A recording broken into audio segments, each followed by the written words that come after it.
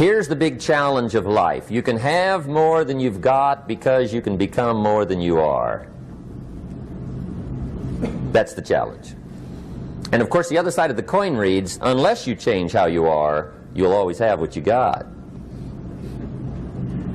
I have found in my experience that income does not far exceed personal development.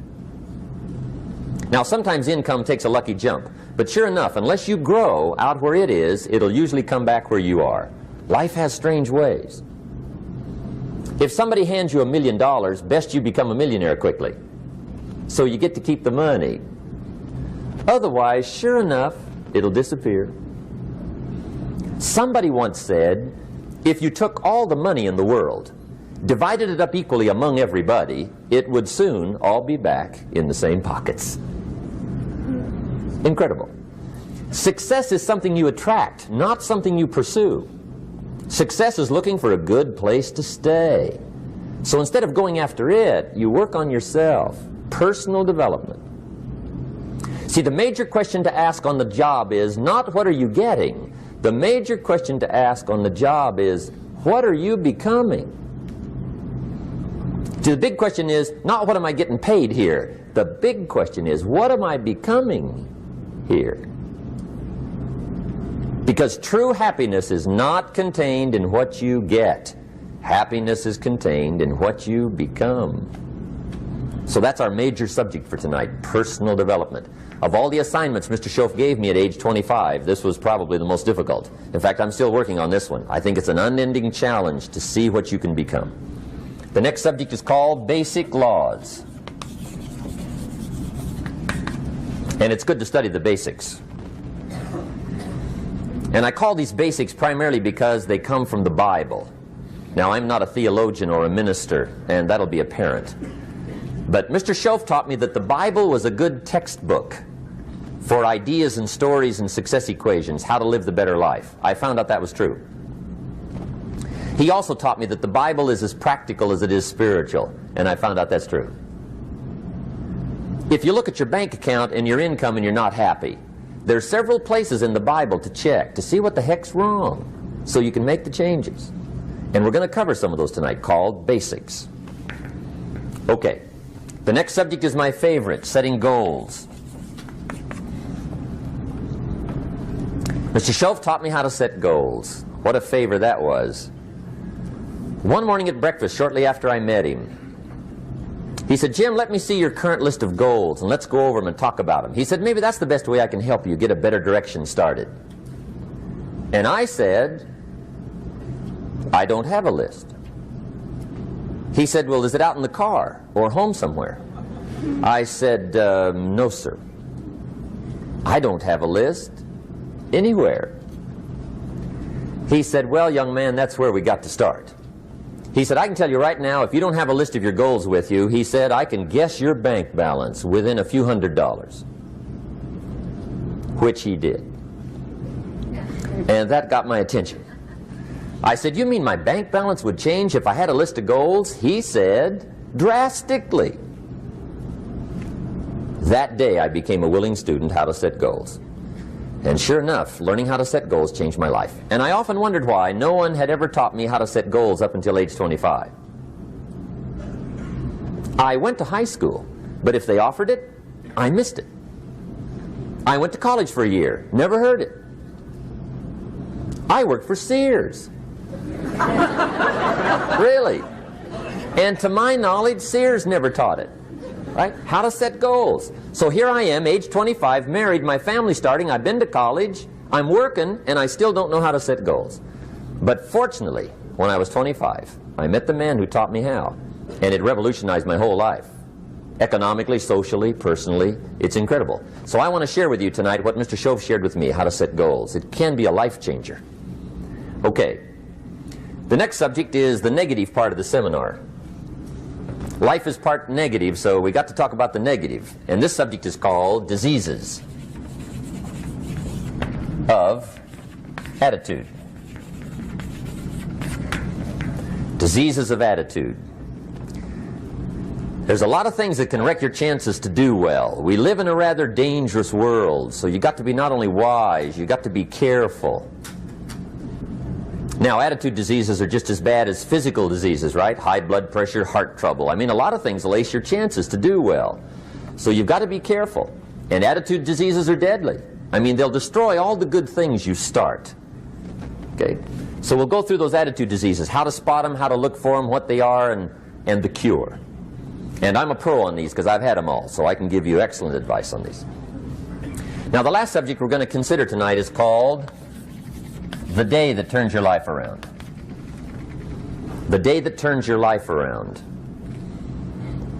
And under this subject, we're going to talk about the emotions that can change your life. Human beings are emotional creatures, and emotions are powerful for life change. Now, of course, emotions are so powerful they can go either way on you. Emotions can either build or destroy. So you really have to employ emotions properly. We call civilization the intelligent management of human emotions. If you can intelligently apply your emotions in the right direction, no telling what can happen. Could turn your life around one day would be sufficient. So we'll talk about those. Okay. Now that's a lot to cover in one evening, but we'll keep at it here and see if we can't get it all done. I'd like to have you now jot down the theme of the seminar. Every seminar should have a theme, I guess. We've got one.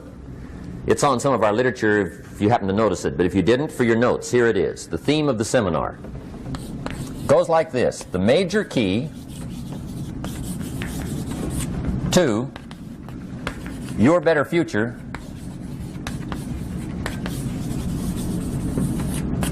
is you. That's the theme of our seminar tonight. The major key to your better future is you. And I'd like to have you underline two words just to give it some added punch. Underline the word major and the word you, so that it reads, the major key to your better future is you. Now, my first suggestion is transfer this to a card or something where you can put it up, where you can see it every day. Preferably put it up where you can see it at the beginning of the day, before you go off to put the day together. This is a good phrase just to glance at, to keep in mind as you're putting the day together. It's called the silent seminar. If you'll just let this talk to you during the day, I found it to be tremendously helpful. The major key to your better future is you. For a big share of my life now, I didn't have this one quite figured out. Among a lot of things I didn't have quite figured out. Many things used to puzzle me back in those early days. I used to wonder why two people could work for the same company, one make twice as much money. Now see, that used to puzzle me. And maybe they were the same age, graduated from the same school, live in the same community, work for the same company, with the same products and the same services. They've got the same traffic, the same problems, and one makes $1,000 a month, the other one makes $2,000 a month. Now that was my puzzling question. Why would this long list be the same and the money twice as much? I asked, what's the difference between $1,000 a month and $2,000 a month? And I don't mean $1,000 a month, right? I could figure that out. But what makes the difference? Why would one person do twice as well, 3 times as well? Speaking economically. Now I know there's more than one way to do well. I understand that. But in this little narrow area called compensation, what's the difference? Well, back then, with my faulty thinking, I'm trying to reason it out. I thought, well, maybe time makes some of the difference, right? Some people do better because they have more time. I used to say, Harold ought to be able to do well. He's got a lot of time. If I had all of Harold's time, I could do well. Now, that's got to be dumb, right? Number one, you can't get somebody else's time. A guy says to me one time, he says, you know, if I had some extra time, I could make some extra money. I said, then forget it. There isn't any extra time. Hey, when the clock strikes 12 midnight, that about wraps it up, right? I mean, you can look around the gongs there for a little more, but it's over. You say to the guy, what are you doing? He says, I'm looking for extra time. See, they'll come and take you away, right? There isn't any more time. Now, if you can't get more time, which you can't, what could you get more of that would make a difference in economic results? And here's the key word. Make it a part of your notes. We're going to consider it tonight. The word is value. And I have a little phrase for your notes. Value makes the difference in results. Value makes the difference. You can't get more time, but you can create more value. Now here's the first lesson of economics. Everybody should learn it from the time they're old enough to understand what a dollar means. How to earn one, how to get one, how to keep one, what to do with it. First lesson of economics. We primarily get paid for value. That's lesson one. Bringing value to the marketplace, that's how you get paid. You don't get paid for the time. I know it takes time to bring value to the marketplace, but you get paid for the value, not the time. Now, since that's true, here's one of the key questions of the evening. Is it possible to become twice as valuable at the marketplace and make twice as much money in the same time? Could you become 3 times as valuable? Make 3 times as much money in the same time? Is that possible?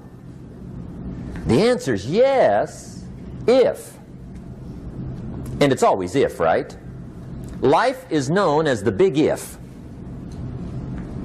Harry Truman once said, life is iffy. How true. And here's the big if, we're going to consider it tonight. It's possible to do much better at the marketplace if you go to work primarily on yourself.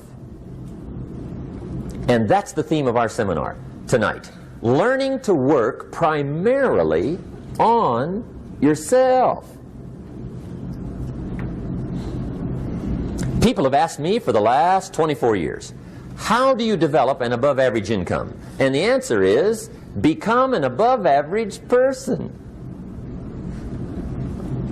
Develop an above average handshake. Some people want to be successful, they don't even work on their handshake. As easy as that would be to start on. They let it slide, they don't understand. Develop an above average smile. Develop an above average excitement. Develop an above average interest in other people. Develop an above average intensity to win. See, that'll change everything. Probably one of the most frustrating experiences in life is looking for an above average job with above average pay without becoming an above average person. It's called frustration.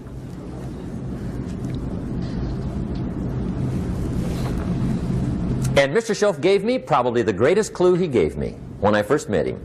He said, Jim, if you want to be wealthy and happy the rest of your life, just learn this lesson well. He said, learn to work harder on yourself than you do on your job.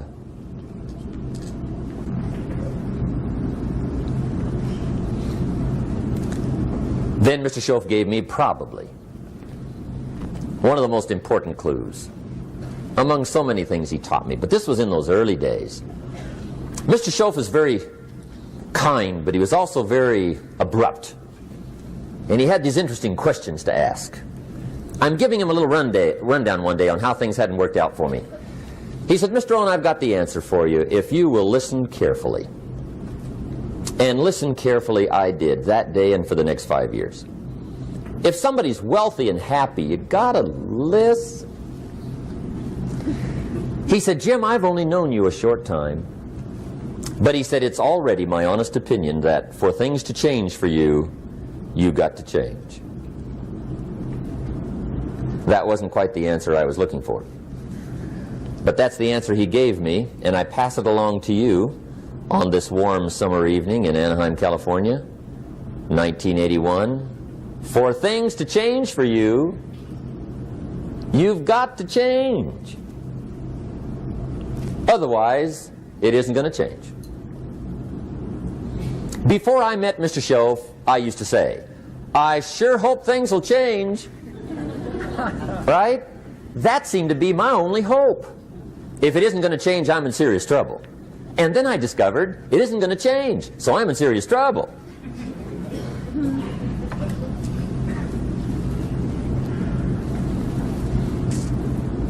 See, I can tell you what the 80s are going to be like. You have dropped into the right place. I did a seminar one time for Standard Oil executives and management in Honolulu. And we're having a conference one day on this big conference table. And one of them said to me, Mr. Rohn, you know some fairly important people halfway around the world. What do you think the 80s are going to be like? I said, gentlemen, I do know the right people. I can tell you. So they all listened very carefully. And I said, gentlemen, based on my wide experience, I can really honestly say to you, in my opinion, in the 80s, it's going to be about like it's always been. Aren't you glad you came? That's inside. I don't pass that around just everywhere. Now, of course, I said that to make a point, but I also said it because it's accurate. It's going to be about like it's always been. It isn't going to change. The tide comes in, and then what? It goes out. For 6,500 years that we know of, recorded history, and probably long before that. So it is not going to change. It gets light, and then what? It turns dark. 6,500 years. See, it's not likely to change. And we're not to be startled by that. And if the sun goes down, the guy says, what's happened, what's happened? It means he hasn't been here long, I guess, right? It always goes down about this time. The guy says, well, I don't like that arrangement. Well, you got to talk to somebody besides me, right? It gets light, then it turns dark. In rotation, the next season after fall is what? Winter. Pray tell, how often does winter follow fall? Every year regularly for the last 6,500 that we know of. See, it is not going to change. Now, some winters are long, and some are short, and some are hard, and some are easy, but they always come right after falls. It isn't going to change. Sometimes you can figure it out, sometimes there's no way to figure it out. Sometimes it goes well, sometimes it gets in a knot. Sometimes it sails along, sometimes it gets in reverse. See, that's not going to change. The last 6,000 years reads like this: opportunity mixed with difficulty. That's how it reads. It isn't going to change. The man says, well, if it isn't going to change, how will my life ever change? Answer, when you change. And whether I'm talking to high school kids or business executives, my message is always the same. And it goes like this: the only way it gets better for you is when you get better.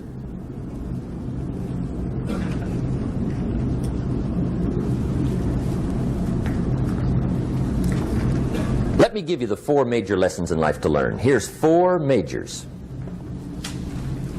It's good to study the majors. In our weekend seminar we teach. Some people don't do well because they major in minor things. You've got to be on the lookout. At the end of every week, end of every month, you've got to check, make sure you're not spending major time on minor things. Okay, we go through that whole series. Majors and minors. Now, let me give you 2 phrases before we get to the 4 majors. This will set it up and you'll see where I'm going. 2 key phrases for your notes. Here's the first one. Life and business is like the changing seasons. That's the first phrase. Life and business is like the changing seasons. One of the best ways to describe life, it's like the seasons. Frank Sinatra sings, life is like the seasons. Now here's the second phrase. Very important. You cannot change the seasons, but you can change yourself. You can't change the seasons, but you can change yourself. And see, that's how life gets better for you, not by chance, but by change. Now, here's the 4 major lessons in life to learn. I've got my first book finished. Came out a couple of weeks ago. This is in it. The 4 major lessons in life to learn. Here they are. Number 1, learn how to handle the winters. That's lesson 1. They come right after falls with regularity. Some are long and some are short and some are hard and some are easy, but they keep coming. You must learn to handle the nights. They come right after days. You must learn to handle difficulty. It comes right after opportunity. You must learn to handle recessions. They always follow progressions. For the last 6,000. See, it isn't going to change. The lesson you must learn is how to handle it. And there's all kinds of winters, right? The winter when you can't figure it out. The winter when it all goes smash. The winter when it turns belly up. The winter when it won't work, when you've run out of money and you've got a broken heart. See, those are winter times. There's all kinds. Economic winters, social winters, personal winters. When your heart is smashed in 1,000 pieces and the nights are unusually long, your prayers seem to go no higher than your head. It's wintertime. Barbra Streisand sings, "It used to be so natural to talk about forever, but used to be's don't count anymore. They just lay on the floor till we sweep them away.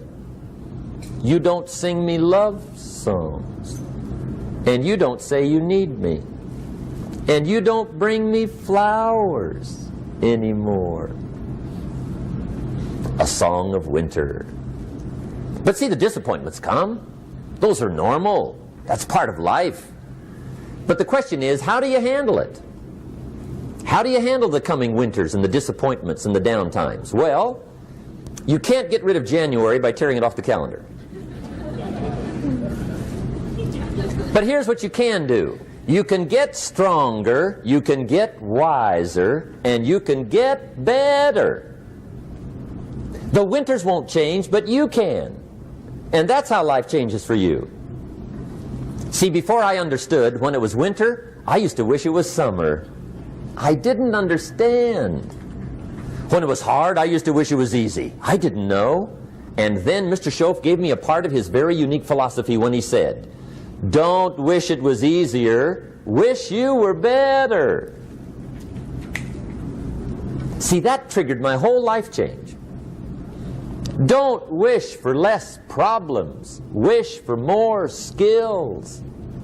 Don't wish for less challenge. Wish for more wisdom. That's the key. So that's lesson 1. Learn how to handle the winters. Here's lesson 2. Learn how to take advantage of the spring. That's the second one.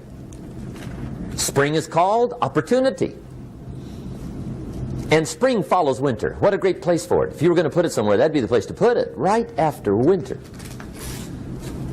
And pray tell, how often does spring follow winter? Every year with regularity, 6,000. You can almost count on it. See, opportunity always comes. Days follow nights. Isn't that terrific? Opportunity follows difficulty. But here's what you must learn to do. Underline these 2 words in that key phrase. Take advantage. Underline those 2. You must learn to take advantage of the spring. See, just because spring rolls around is no sign you're going to look good come fall. You got to do something with it. In fact, you have to get good at one of 2 things in life. Planting in the spring or begging in the fall. Or get somebody to do it for you. See, those are about the only alternatives. Now here's what else you must do. Take advantage of the springs quickly, because there's only a few. Just a handful of springs have been handed to each of us. They don't come forever. Life is fairly brief. So you got to read every book you can get your hands on what to do with your springs while they're here. And take advantage, they soon run out. The Beatles wrote, "Life is so short." And for John Lennon, it was extra short. But life is brief. Elton John sings, "She lived her life like a candle in the wind." It's brief. So whatever you're going to do with your life, you got to get at it. Don't just let the springs pass. Here's the third major lesson in life to learn. Learn how to protect your crops all summer. You got to take care of what you start. Sure enough, as soon as you've planted your garden in the spring, the busy bugs and the noxious weeds are out to take it. And here's the next bit of truth. They will take it unless you prevent it. And that's the third major skill to learn. You've got to learn to prevent the intruder from taking all the good you start. It's one of the challenges. Here's two key phrases under number 3. First one, all good will be attacked on this planet. Maybe not the next one we get to, but on this one, all good will be attacked. Every garden will be invaded. Not to think so is naive. And here's the second phrase. All values must be defended. Political values, social values, community values, family values, marriage values, friendship values, business values. Every garden must be tended all summer. Third major lesson. Now here's number 4. Fourth major lesson in life to learn. Learn how to reap in the fall without complaint. Learn to reap come harvest time without complaint. Take full responsibility for what happens to you. It's one of the highest forms of human maturity, accepting full responsibility. It's the day you know you've passed from childhood to adulthood, the day you accept full responsibility. And another note, learn to reap in the fall without apology. Without apology if you do well, and without complaint if you don't. That's maturity. I used to have that long list of reasons why I wasn't doing well. To explain. You got to explain, right? Otherwise you're going to look bad. I used to have this funny list called Reasons for Not Looking Good.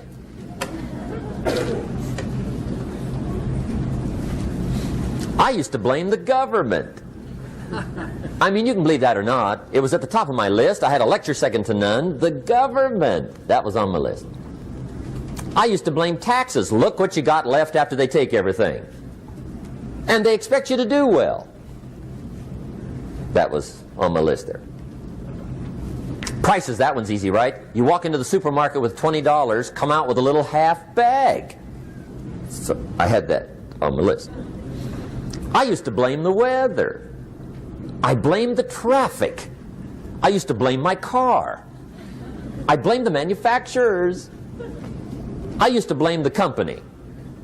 I blamed company policy. I used to blame the training program. I blame my negative relatives. They were always putting me down. I blame my cynical neighbors. They're just selfish, looking out for themselves. Won't loan you money? They were on my list.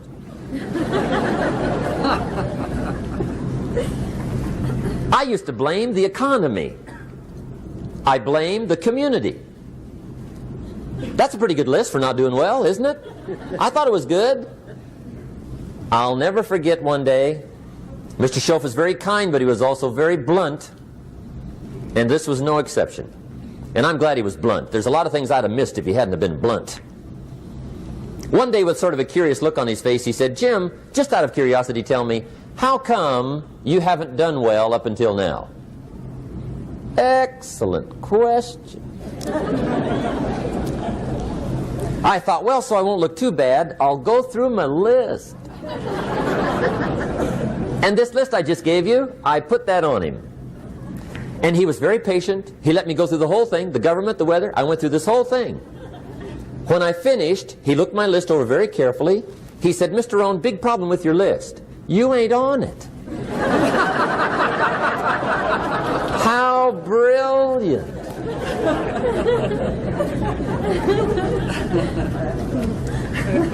When I went to work for him a few months later, I learned very quickly to tear up my list, reasons for not doing well, and I threw it away. And I got me a fresh piece of paper. And I put one word on it. Me. There's a Black Heritage spiritual that says, "It's not my mother nor my father, nor my brother nor my sister, but it's me, O Lord, standing in the need of prayer." See, I used to blame everything outside. And then let me give you a little philosophy that helped turn my life around. For your notes, here it is. It's not what happens that determines the quality or the quantity of your life. It's not what happens. And the reason is because what happens happens to about everybody. No different. The sun went down on all of us last night. A common event, a happening. And I found out that the same things can happen to two different people. One gets rich and one stays poor. Why is that? It's because it's not what happens, but rather it's what you do that changes everything. So that's a key phrase. It's not what happens, it's what you do. What happens is about the same. You might put that in parentheses here. Same. What people do, that's what's different. Anything can happen, right? Everything can happen. I've heard all the stories. I've been one of the stories. Hey, we could all tell stories all night long, right? Happenings.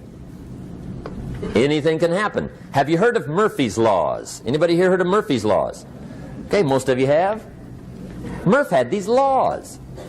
One of them was, if anything can go wrong, it will. That's one of Murphy's Laws. He was not one of the great positive speakers of the day. But anyway, it's still true though, right? Anything can go wrong, everything can go wrong. For sure. I've fallen out of the sky so many times.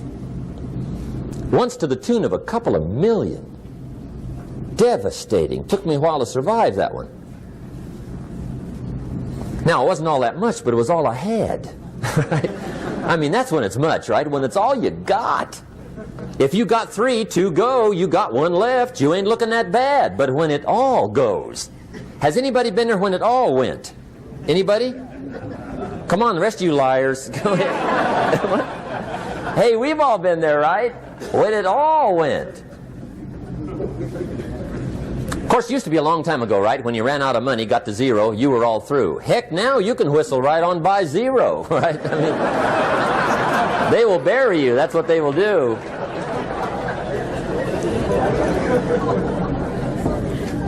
But see, those are the happenings, right? Everything can happen. Anything can happen. But it's not the happenings. It's what you do about it. Somebody says, yeah, but you don't understand the disappointments I've had.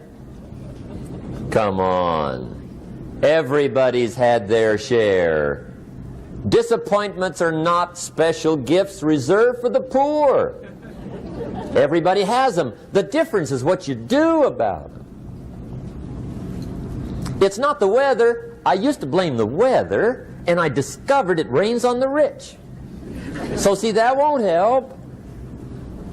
2 men wake up one morning, there's a rainstorm on. One of them looks out his window, sees the rainstorm, and he says, wow, what a storm. With weather like this, they can't expect you to go out and make sales. He stays home.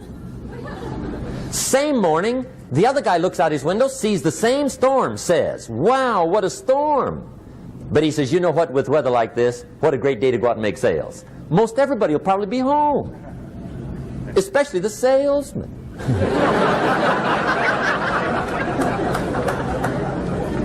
See, that's the difference in how your life works out. It's not what happens, it's what you do. So here's one of the key questions of the evening. Starting tomorrow, what are you going to do that'll make a change in your life's direction? Good question. What are you going to do starting tomorrow that'll make a difference? Now see, if you don't do something starting tomorrow that'll make a difference, guess what? It's gonna be the same. And see, that way you can guess what the next 5 years are going to be like. Look at the last 5. Because the next 5 are going to be like the last 5 unless you, major key, tomorrow, change it all. Or change a little, or change something, or don't change. It's choice time. You can do whatever you want. But it's nice to know any day you wish you can change your whole life. What can you do starting tomorrow that'll make a difference? Good question. What can you do with economic chaos, massive disappointment? What can you do with a broken heart? What can you do when it won't work? Good question. So if I had a word with you tonight, one-on-one, just you and me.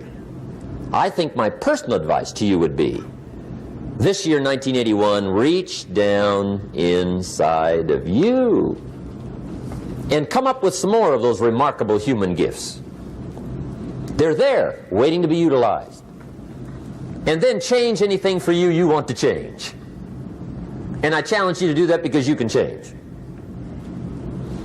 If you don't like how it is for you, change it. If it doesn't suit you, change it. If it doesn't please you, change it. If it isn't enough, change it. And I challenge you to do that because you can change. See, you don't ever have to be the same again after tonight, only by choice. If you don't like your present address, change it. You're not a tree.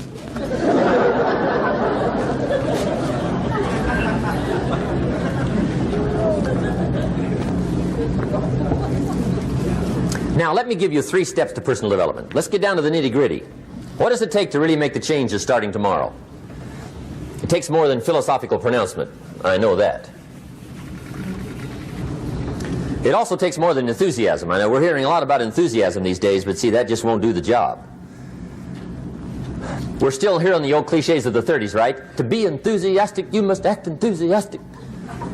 But see, that's not going to help. After you have leaped about, there are some things you got to do, or it isn't going to change.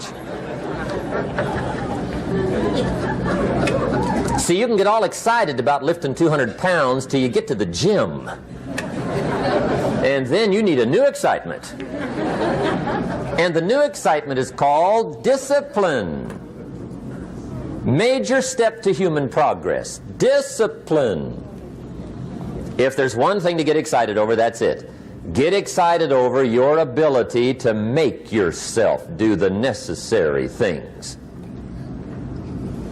What could you make yourself do starting tomorrow that would change it all? No! Tell him. Now, see, that's exciting.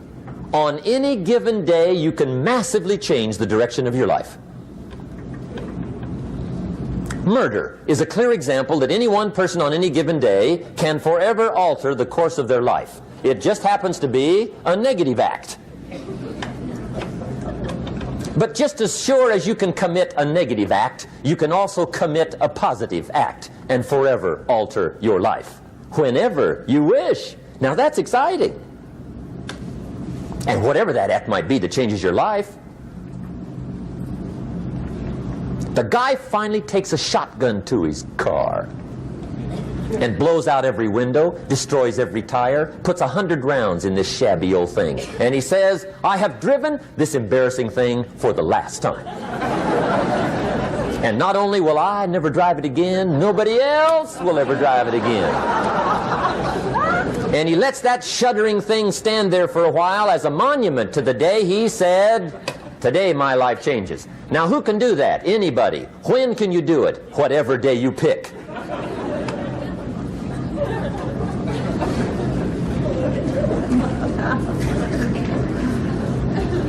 Now here's the key to discipline.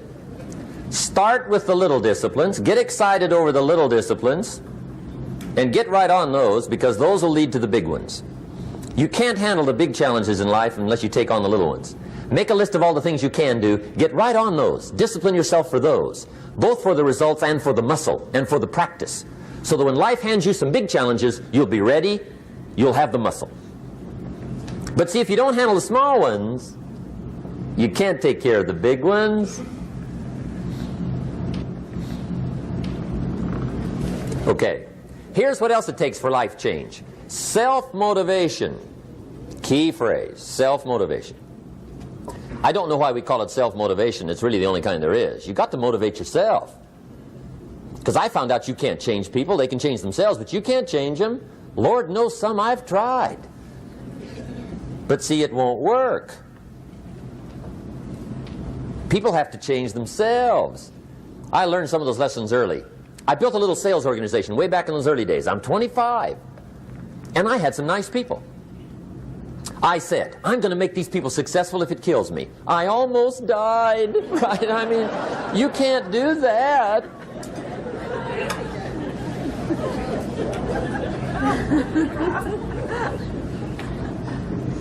See, I've discovered this. Good people are not trained, they're found. You find good people. You don't make them good, you find them good. Training really is for the purpose of finding good people. You don't need much instruction for a good person.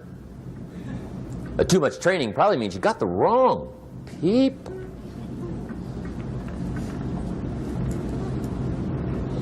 So you got to find the right people. That's the key to getting a good job done. One of the major things we learn in management, lesson 1, don't send your ducks to Eagle School.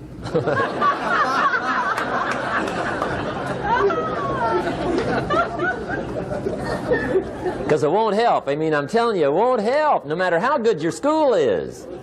And the little eagle badge and little eagle hat, I'm telling you, it won't help. It won't help.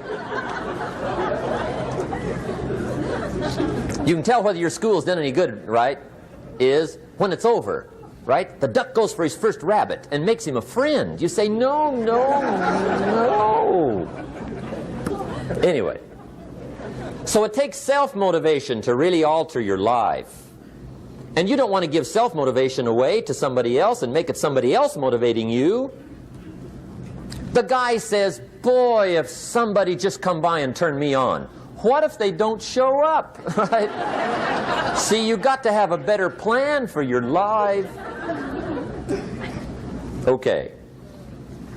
Now, if you're excited and you're ready to change, let me give you 3 steps to start life change that can change your life, your personality, your lifestyle, everything can change. Here's the steps. Number 1, find out how things work. The first key to doing better is find out.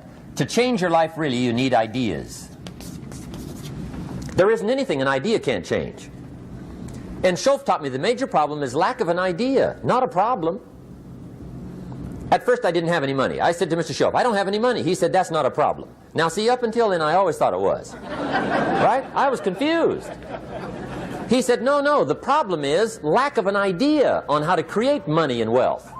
It isn't lack of money, it's lack of ideas. So if you get the ideas, see, you can change anything. Now to get ideas, you need a constant study of finding out. Now, Shoaff also said, when you find out something that works, put the information in your journal. Don't use your head for a filing cabinet. Put it in your journal so that you can do the next best thing. Repetition, repetition, repetition. Go over it. And if you repeat it, go over it, sure enough, someday, some mysterious day, the idea takes root, starts to grow, and shows up in your bank account, and your dress, and your personality, and your lifestyle. But capture the ideas in your journal. Find out how things work. Shoaff gave me this word for my life change. He said, study. Great word. If you wish to be successful, study success. If you wish to be happy, study happiness. If you wish to be wealthy, study wealth. Don't leave it to chance. Make it a study. Some people just go through the day with their fingers crossed. See, that won't do it. You've got to study the things that can change your economic, social, spiritual, personal life. Now, here's a qualifying phrase. And we'll have several of these qualifying phrases throughout the seminar. Here's the first one. You may not be able to do all you find out. I understand that. You may not be able to do all you find out, but you should find out all you can do. See, you don't want to wind up at the end of your life and discover that you've lived only 1/10 of it. And the other 9/10 went down the drain. Not for lack of opportunity, for lack of information. So that's number 1, find out how things work. Now here's the best human virtue for finding out, curiosity. Make a note of that. Curiosity. Be curious. You might add a word to it that'll help. Childish curiosity.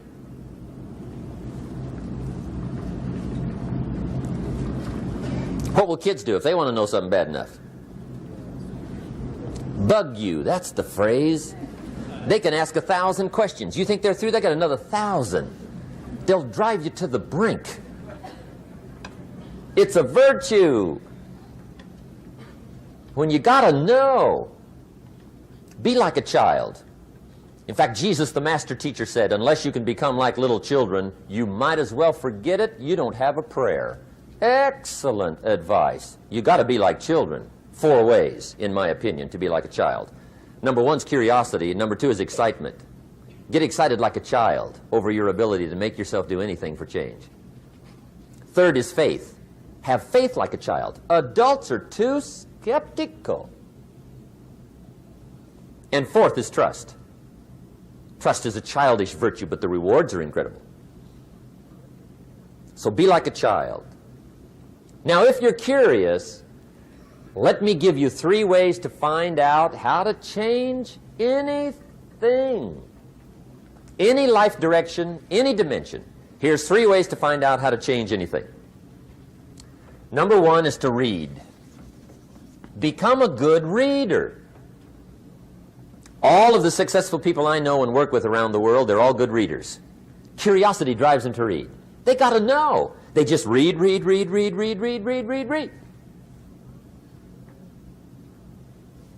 Become a good reader. Now, that's my opinion.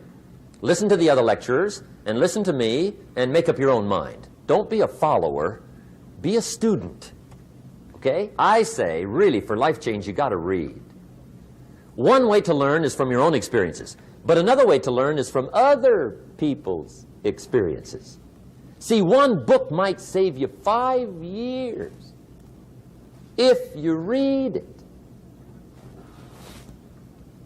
Did you know there's books on how to be stronger, more decisive, be a speaker, be a leader, have a better effect on other people, develop your personality? Did you know there's books on that? And people don't read them? How would you explain that? And they can read. Did you know that hundreds of successful people have written their stories in books and they wrote down how they did it and people don't read it? How would you explain that? The guy's busy, I guess. You know, you get tied up. The guy says, well, yeah, you work where I work, but the time you struggle home, it's late.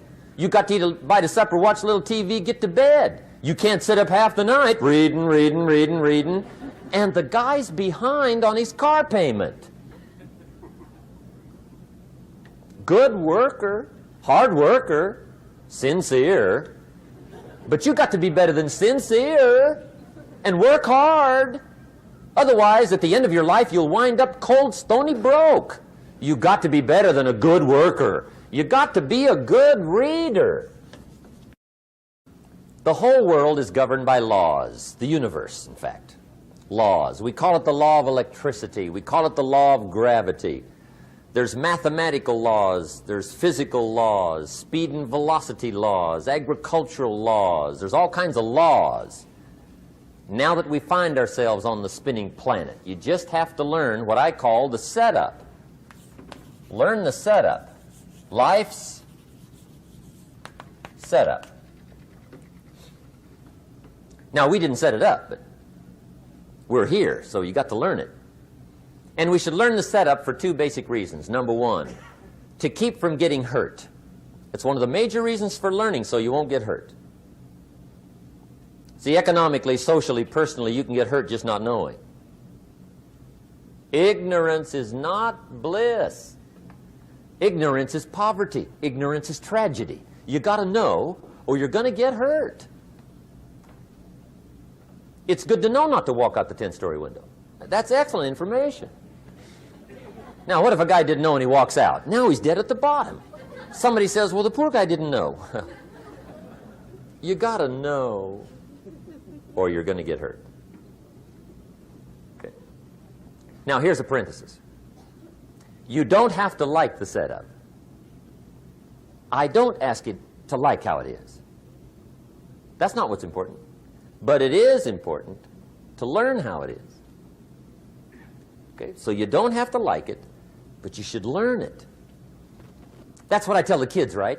Make sure you get the information. What you think about it, that's up to you. What you're going to do with it, that'll soon be up to you. But make sure you get it.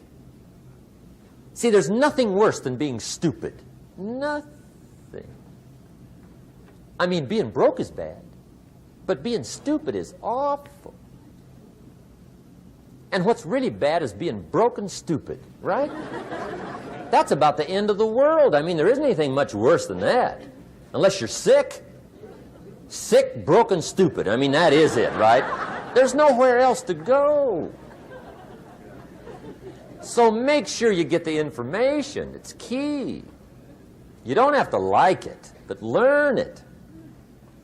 If this big monstrous thing lifts up in the sky, hangs there for a little while, cuts loose, comes crashing down, boom, shakes the ground for 5 miles.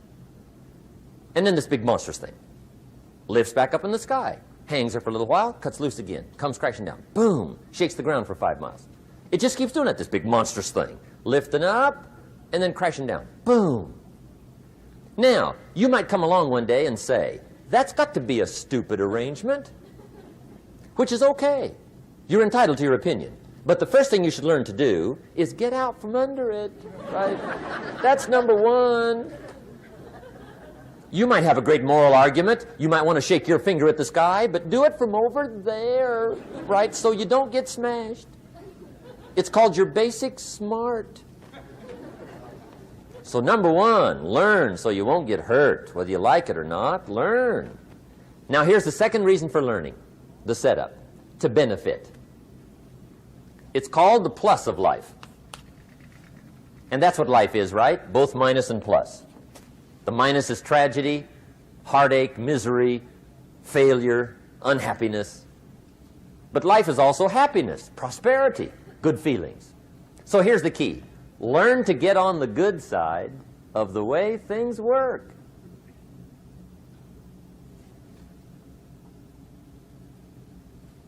Now, here's 2 of the basic laws, and we'll take our break. Shoaff taught me these. They come from the Bible. Now, again, I'm an amateur, okay? When it comes to the Bible, I'm not a pro. So you'll sort of have to take my way of putting it. But here they are. The first one is the law of use. The law of use. And it goes something like this. Whatever you don't use, you lose. Lack of use causes loss.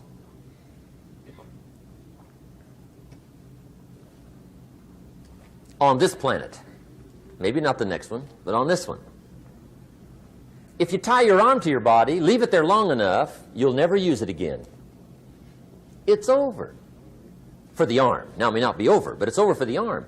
The only way to keep the use of this arm is what? Keep using it. If you quit, you lose automatically. They don't bring it up for a vote. You lose automatically when you quit. Now, the same thing that goes for your arm goes for your brain, mentality. The same thing goes for all the human virtues. Ambition, unused, declines.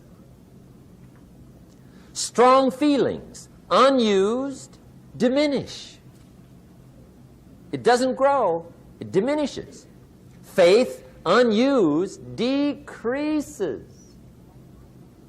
It's a law. Vitality unused diminishes. Energy unused decreases. The guy says, well, I'm going to save up my energy. You can't do that. That's like trying to save today, put it on the end of the year. See, you can't do that. They'll come take you away. If you don't use today, what? It's lost. The guy says, well, I'll work twice as hard tomorrow to make up for it. See, that's foolish. You could have done that anyway. Today unused is lost. A talent unused is lost. An ability unused is lost. So here's one of the key expressions of the evening.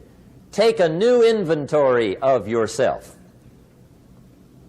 Starting tomorrow, new project. Take a new inventory. And make sure that all of your talent and ability and mentality and ingenuity and vitality and strong feelings, faith, courage, make sure that all you've got's being used. Otherwise, you lose. Now, one of the best illustrations of the law of use is a Bible story called The Parable of the Talents. The Talents story. Interesting story if you haven't read it in a while. Just review it. It's a good story. An ancient story. It says there was a master with 3 servants. He got them together one day and he said to the 3, I've got these talents. And in those ancient days, a talent was a measure of gold. And he said to the 3 servants, take these talents and see what you can do with them while I'm gone. He said, I'm taking a journey and I'll be gone for a while. When I come back, we'll get together, go over the book, see how you did. He said, here's 5 of these talents for you. 5. Here's 2 of them for you. 2. And here's 1 for you. 1. The master said, take those talents, see what you can do with them. When I come back, we'll get together, we'll go over it all. The servant said, okay, master takes off. According to the ancient story, the master comes back from his trip. When he gets back, he gets the 3 servants together, and as he said he would, he asks, how did it go with those talents? You were 5. What happened? That servant said, well, I took the 5 talents you gave me, and I put them to work. A little shaky at first, but he said things finally got rolling. And he said, I poured it on. And he said, my talents grew to 7, 8, 9, 10. He said, I doubled my talents from 5 to 10. Books will show. Master said, one heck of a job. Or something like that. He said, I gave you 2 talents. What happened? That servant said, about the same thing happened to me. I put those 2 talents to work, poured it on. They grew to 3 and then to 4. He said, I doubled my talents from 2 to 4. Books will show. Master said, well done. He said, I gave you 1 talent. What happened? That servant said, well, I took the talent you gave me, and I carefully wrapped it, and I dug a hole and buried it. And camouflaged it, I suppose, right? So nobody would steal it. And he said, fortunately, nobody got it. And he said, I knew you were going to be here today, so I dug it up. Here it is, safely wrapped. I did not lose it while you were gone. According to the ancient story, the master said, take that talent away from him and give it to the man that's got 10. Now you might say, well, I don't like that arrangement. The poor guy's only got 1 talent. He's already got 10. It ought to be more even. Remember, I didn't ask you to like it. But this one I would ask you to learn, because it simply means whatever you do not employ, you forfeit. It's a law. So learn well the law of use. Now here's the second one, and we're going to take our break. Second law from the Bible. This one we've heard since we were small, I'm sure. It's called the law of sowing and reaping. In fact, we've probably heard it so often we could quote it. It says, whatever you sow, what? You shall reap. Fairly blunt, hopefully clear. Here's my first suggestion on the law of sowing and reaping. Don't try to beat it. You might as well try sitting on the sun in the morning. Keep it from coming up. You'll have better luck. Whatever you sow, you reap. Now, for a fair share of my life, I'm a bit mixed up on how all this applies. Among a lot of things I was mixed up on. I knew I wasn't reaping too good. That I understood. My problem was I was confused about what was causing it. Remember me with the funny list? I thought those are the reasons why it isn't working out well. And then Mr. Shoaff gave me the clue that helped me figure it all out. He said, Mr. Owen, I have another answer for you. There's another way to quote this law that'll show you where the problem is so you can go to work on it right away. All you need to know is where the problem is. Then you can go to work on it. So he quoted me the law another way, and I found out what my problem was. Here's the way you quote the law. Whatever you reap is what you've sown. Now I knew what my problem was. Whatever you reap is what you've sown. If you don't like the crop, who do you look up? Answer, whoever planted it. And where do you find who planted your crop? Answer, in the mirror. What I finally learned to do come fall was to go to the mirror. That's where you go. And if necessary, you say, a few skinny carrots? I got to be unimpressed. Where were you last spring? Asleep. Didn't you read the books? Did you break your hoe? Let me give you 7 key points to the law of sowing and reaping. Let's tick right down through the list of 7, and it'll be break time. 7 points to sowing and reaping. Here's part of the philosophy that really helped me to make some changes in life direction. Number 1, the law of sowing and reaping is negative. That's number 1, which simply means if you sow bad, you reap bad. Now, this is kind of 3rd grade, but it doesn't hurt to go over the basics. If you plant thistle seeds, you don't get pumpkins. Honest, no use looking for pumpkins. John says, how come no pumpkins? Come on, John. The law's negative. That's how come. Now, here's number 2. The law's positive, which simply means if you sow good, you reap good. If you plant pumpkin seeds, you don't get thistles. Not from pumpkin seeds. Mother Nature won't pull tricks on you over in the corner snickering, pushing new thistles and you planting pumpkin seeds. She won't do that. You will get pumpkins from pumpkin seeds, and the reason is because the law is positive. Now, here's number 3. I got excited when I found out the full dimension of this. See, you do not reap what you sow, but rather you always reap much more than what you sow. So the 3rd key word is more. You don't get back what you put out. You get back much more than what you put out. And it works both positive and negative. On the negative side, it said, if you sow to the wind, you reap the whirlwind. So you've got to get ready for that, or you will be naive. See, anybody can, whether you will or not. See, that's the question. And here's a good question to ask. We are all buying somebody's plan. The question is, whose? Who's got you talked into doing what you're doing? Who's got you talked into your present plan?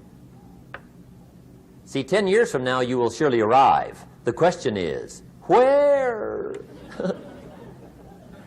But see, anybody, if you want to, can go searching for a good plan, pick it, and start working it. And sure enough, as the time passes, as it surely will 5 years from now, 10 years from now, then you'll be winding up wearing what you want to wear, driving what you want to drive, living where you want to live, become what you want to become. But now's the time to fix the next 10 years. And who can? Anybody. Here's number 6. The 6th key to sowing and reaping. This is leveling with you now, as we promised to do. There's one thing better than the truth, and that's the whole truth. And here's part of the whole truth of the law of sowing and reaping. Number 6 is, you could lose. There are times when you just lose, no matter what you do. It's that kind of planet. You reap what you sow, yes, but... What does that mean, yes, but? Well, the farmer plants his crop in the spring, takes care of it all summer, loves his family, works 10, 12 hours a day, 6, 7 days a week, is an honorable man. Come fall, he's got a beautiful crop, and he deserves every bit of it. But the day before he sends the combines into the field, a hailstorm comes along and beats it all in the ground, which means you lose. Somebody says, well, what did he do wrong? Answer, nothing. It's just that kind of planet. Sometimes it's going to hail on your crop and rain on your parade, so you got to get ready for that or you will be naive. That's just part of the life arrangement. And don't press me why. I was not in on some of the original decisions here, so I don't know how it got set up. But there's just times, sometimes you lose. That's part of life. But now here's number 7. The 7th key to sowing and reaping. And it goes like this. It's just another way to quote the same law. And it goes like this. If you don't sow, that's just another way to quote the law. If you don't sow, what? You don't reap. You don't even have a chance. So if you looked at your game plan tomorrow, you might come to the quick conclusion, I got to get some sowing going. How true. Get you some sowing going. And remember, you've got plenty of time. You've got all the time there is. Some people spend enough TV time to make a fortune. The latest article on television watching in this country, according to the latest article, the average television is on in this country in every household 7 hours a day, called the Big 7. I asked a guy one time what his TV cost. He said about $450. I said, you forgot to look at the price tag. He said, what do you mean? I knew he was a TV watcher. I said, that television costs you, in my opinion, at least $12,000 a year. To watch it, not to own it. Owning it's cheap. Watching it is what's expensive. And I said, hey, $12,000 a year is too much to pay to watch TV. That's too much. Pay a little, but not $12,000. And he's the guy that said, I hope pay TV never comes.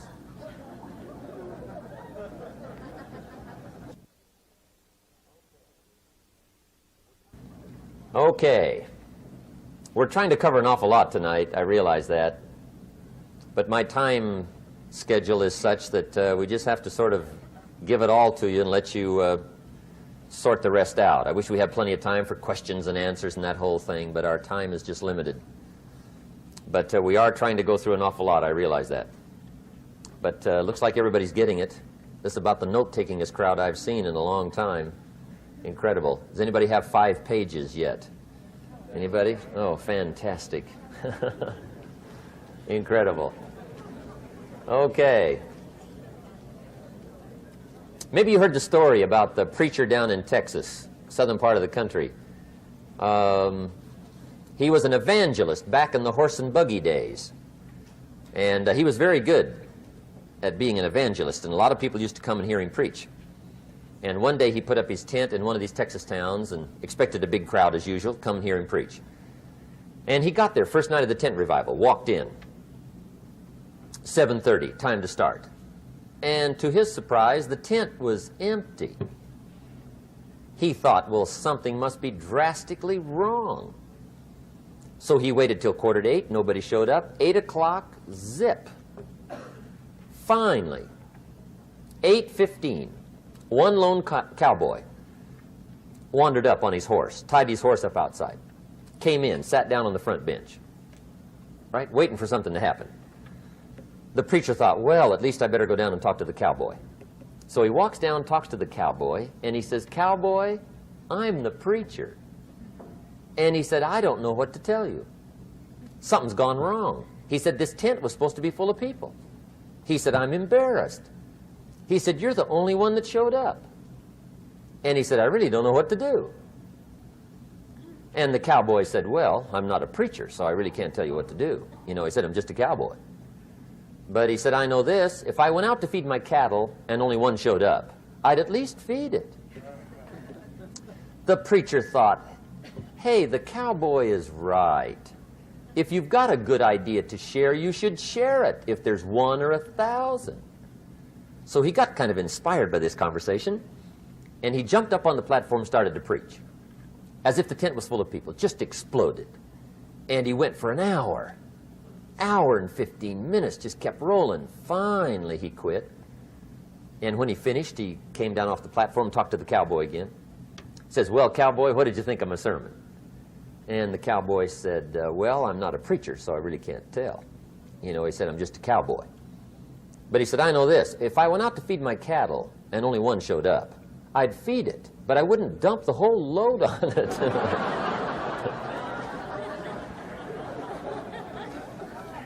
So anyway, if it seems like we're dumping the whole load tonight, I guess we are. But gosh, everybody's doing well. I'm having a good time. I appreciate the response here tonight. Okay, the next subject is setting goals. Let me show you what turned my life every way but loose. Mr. Shoaff dropped this idea on me, changed me completely. Setting goals. Here's what can easily happen if you don't set goals. It's easy to let life deteriorate into making a living instead of designing a life. And we all have a choice. Make a living or design a life. It's easy to get trapped by economic necessity and settle for existence rather than substance. That's easy. But the best advice I can give you on how to break out of that trap is to learn how to set goals. Mr. Shoaff put it to me this way. He said, Jim, if you had enough reasons, you could do the most incredible things. I never forgot how he put that.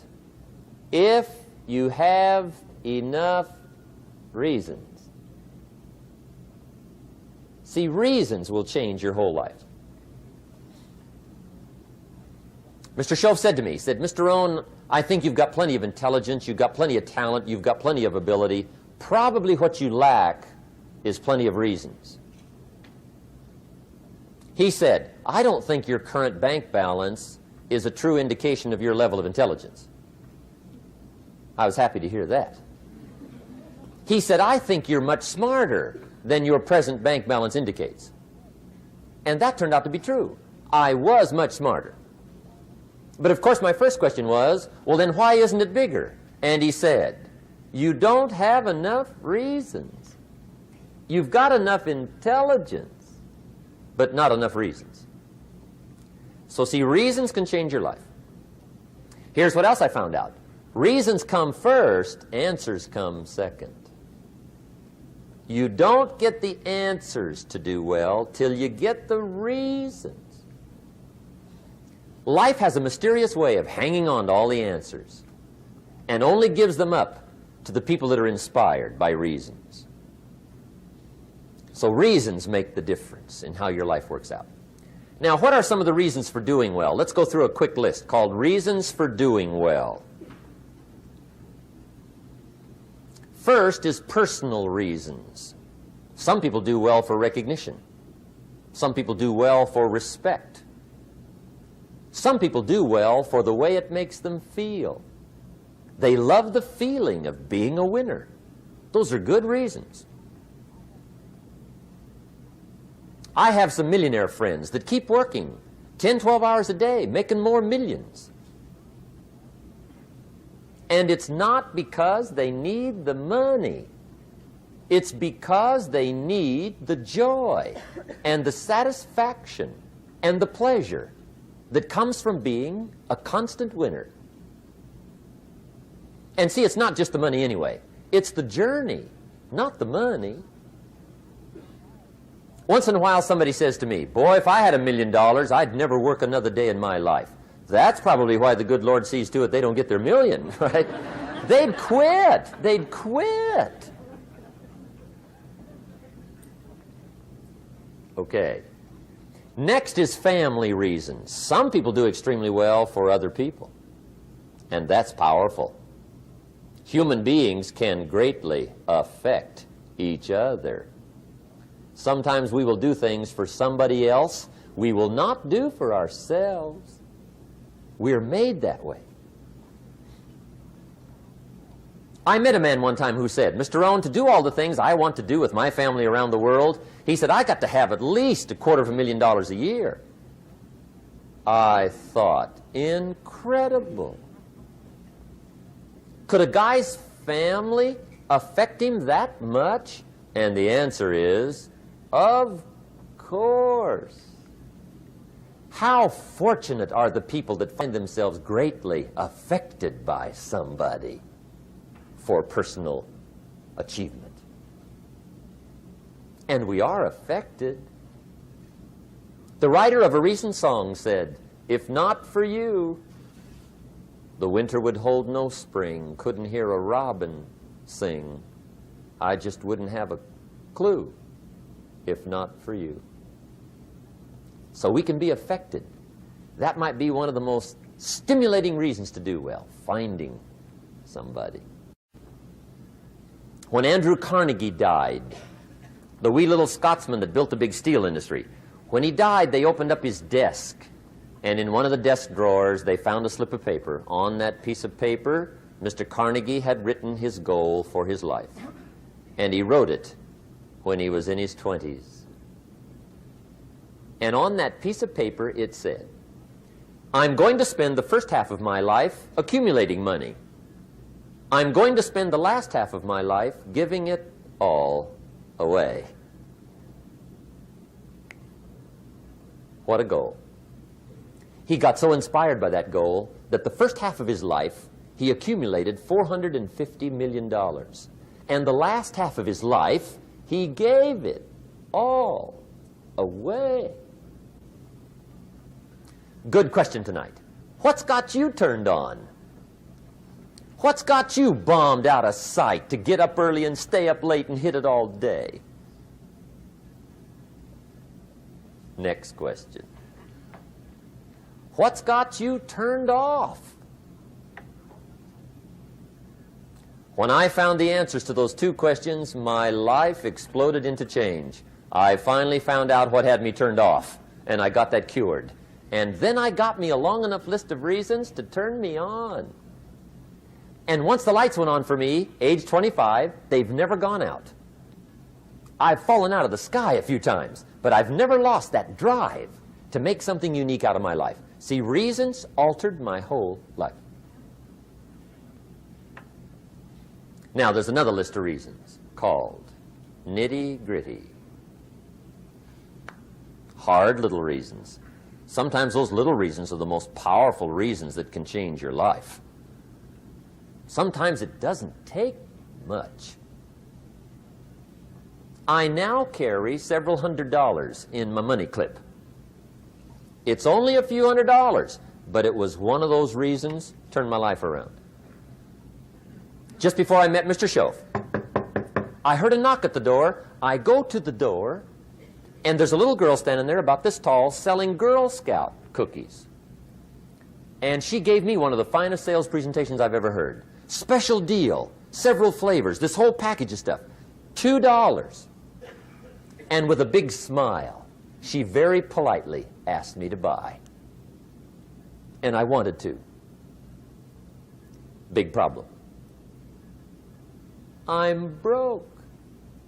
I don't have $2.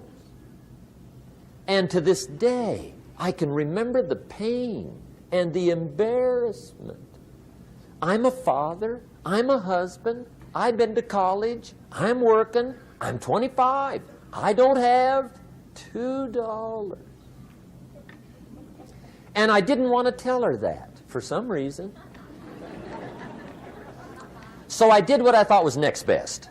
I lied to her.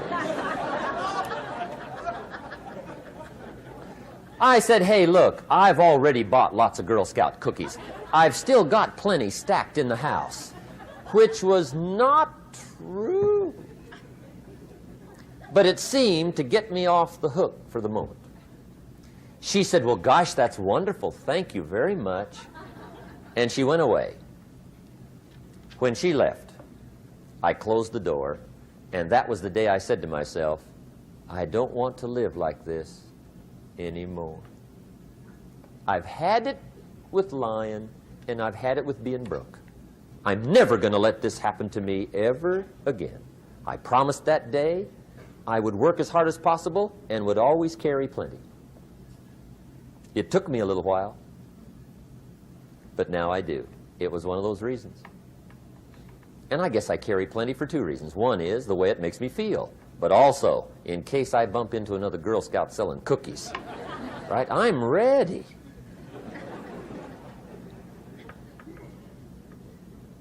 I walked out of the Bank of America one time up in Saratoga, California, where I used to live. Two little girls selling candy right outside the bank. Good place. Some girls' organization they're working for, right? I come walking out of the bank. This first little girl walks up to me. She said, "Mister, would you like to buy some candy?" I said, "I probably would." "What kind is it?" She said, "It's almond roca." I said, "My gosh, that's my favorite." She said, "Wonderful." I said, "How much is it?" She said, "It's just $2. I thought, incredible. I said, "How many boxes of that candy have you got?" She said, 5. And her little friend was standing there. She was selling candy too. I said, "How many boxes have you got?" She said, "I've got 4. I said, "That's 9. I'll take them all."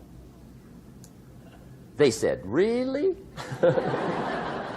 I said, "Yeah, it's my favorite. I've got some friends. I'll pass them around." They got so excited, put all this candy together.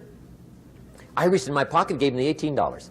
When I've got the candy and they've got the money, that first little girl looks up at me. She says, "Mister, you are really something." How about that? Can you imagine only spending $18 and have somebody look at you in the face and say, "You are really something"? Now you know why I carry heavy, right? I'm not going to miss anymore. It was just one of those reasons. Helped to change my life. One of my nitty-gritty reasons was budget finance. Budget finance used to grind my soul.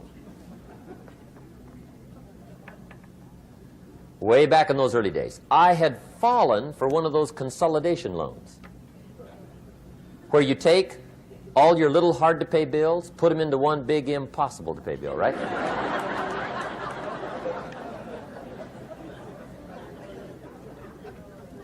I would get 4 or 5 payments behind. This one guy used to call me day and night. I don't think they're allowed to do that anymore. Harassed me. Threatened to run me in front of the judge. Threatened to ruin my credit. Threatened to embarrass my family. One day he said, "We're going to come get your car, drag it rear end up down the street in front of your neighbors." The guy even called me a flake. And back in those days, I'm broke, I'm pitiful, there's nothing I can do about it. But I never forgot how the guy treated me. And when I met Mr. Shoaff and I got my life straightened out and the money started to flow, that was one of my first projects, budget finance. I poured it on day and night. I finally put all the money together I owed him, which was considerable. I picked a day for the payoff. And when the payoff day came, I put the money in small bills in a big briefcase. And I walked into the budget finance office on Wilshire Boulevard in Los Angeles. The guy who harassed me so often, his desk was about 3 back. I walked right up to his desk, startled him. He wondered what I was doing there. It was the first time I'd been there since I'd borrowed the money, right? Without saying a word, I opened up this briefcase, dumped this pile of money all over his desk. I said, "Count it. It's all there. I will never be back." And I turned around and stormed out. Now, that might not be noble, but if you haven't tried it, you've got to one time.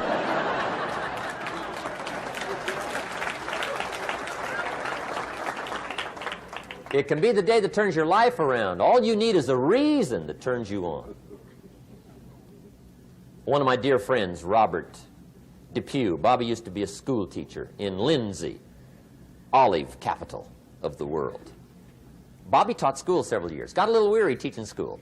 One day decided he wanted to get into sales. So without telling anybody, he just up and quit his job teaching school and jumped into sales. When he did, his brother made fun of him, laughed at him, put him down. said Robert's lost his mind. Had a good job teaching school. Now he thinks he's a salesman. He's going to go down the drain, lose everything. Just put him down something fierce. Bobby said, the way my brother acted when I got into sales, he said that made me so mad, I decided to get rich. And my question for you tonight is it possible to get that mad? Of course. Wealth is not a matter of intelligence. It's a matter of inspiration. Today, Robert happens to be one of my millionaire friends. Bobby's rich.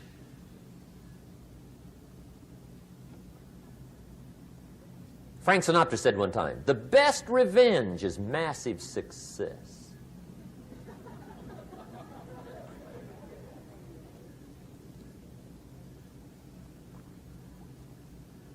Hey, get you a long enough list of reasons so that after tonight you never lack for inspiration.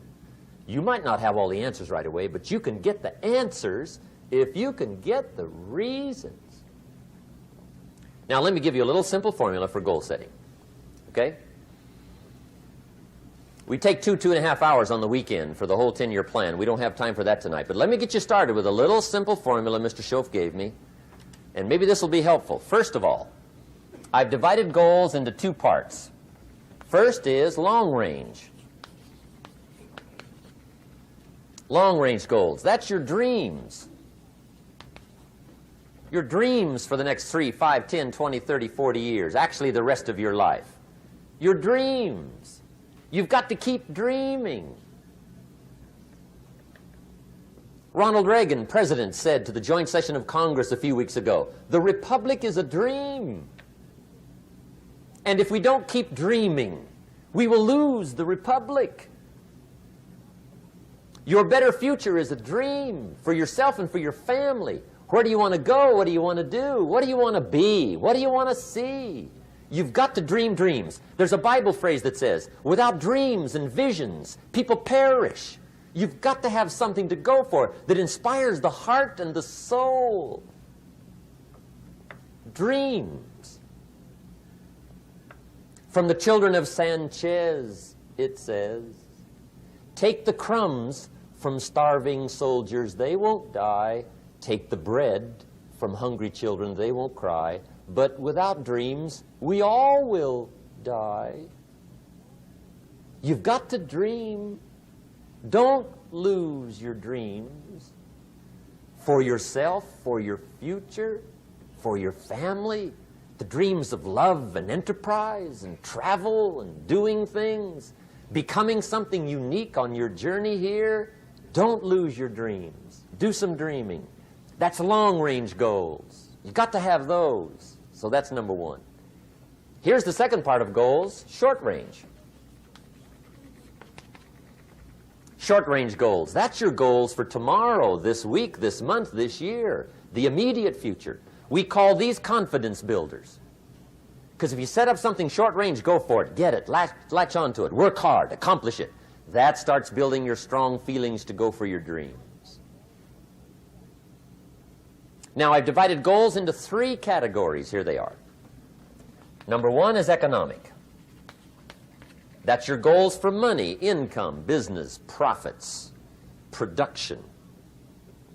Economics. Make sure you've got your economics well planned. Economics plays a major role in everybody's life. Economics is major, which means it ought to be meticulously well planned for tomorrow, this week, this month, this year, long range. What if you asked somebody tomorrow if you could see their meticulously well-planned list of economic goals? What would they probably say? They'd say, you some kind of a nut? You must be weird. Hey, I found out what success is. Success is doing what the failures won't do. Make sure you've got your economics well planned. It'll put you in the top 5%. One of the key little subjects we talk about on the weekend is the 7 fundamentals for wealth and happiness. And that's one of them, well-planned economics. It's a fundamental if you want to do well. Join the top 5%. Anybody in this room can join the top 5%, if you will. Okay. Now here's the second category of goals, things. Make a list of the things you want. And on my list of things, now I put everything. Little things as well as major things. Doesn't matter how small it is, it goes on my list. I used to just put major things, cars, homes. I don't do that anymore. I now load my list with everything. Everything. And the reason is, part of the fun of having a list is checking it off. That's it. Boy, at the end of the day, if you can go, got it, got it, got it, got it, got it, got it, whatever it is, right? You get into the habit. So load up your list, the things you want. Now, when you check off something major, celebrate. That's an important point to make. Celebrate your achievements. Live it up. Have a party when you reach something you've worked for a while. See, we all grow from two experiences. One is called the pain of losing. The other one is called the joy of winning. We need both of them. Amplify them as much as you can, which also means make losing painful. If you set up something, fooled around, didn't get it, put it on yourself. On the other side, if you did get it, congratulate yourself. Self-congratulations is a sign of maturity. Seeking congratulations is a sign of immaturity. But hey, winning and losing, see, that's what it's all about. That's the name of the game. Now, some people lead such mediocre lives, at the end of the day, they don't know whether they're winning or losing. They got no clue. Guy's just going through the day with his fingers crossed. There's a better way. Okay, here's the third category of goals, personal development. Put those goals together. Personal development goals. That's your goals to be stronger, more decisive, be a speaker, be a leader, learn a language, all kinds of skills. Okay? The whole weekend seminar was designed to improve all your skills so that you walk away more skillful. And that's what you want, the personal development skills. That's what attracts, that's what brings good things to your life, the person you become more skillful. Now, this is quite a package to work on. Economics, things, personal development. For tomorrow, this week, this month, this year, long range. Okay? That'll get you started. Now, here's the simple formula for setting goals. It goes like this. A, work on your goals.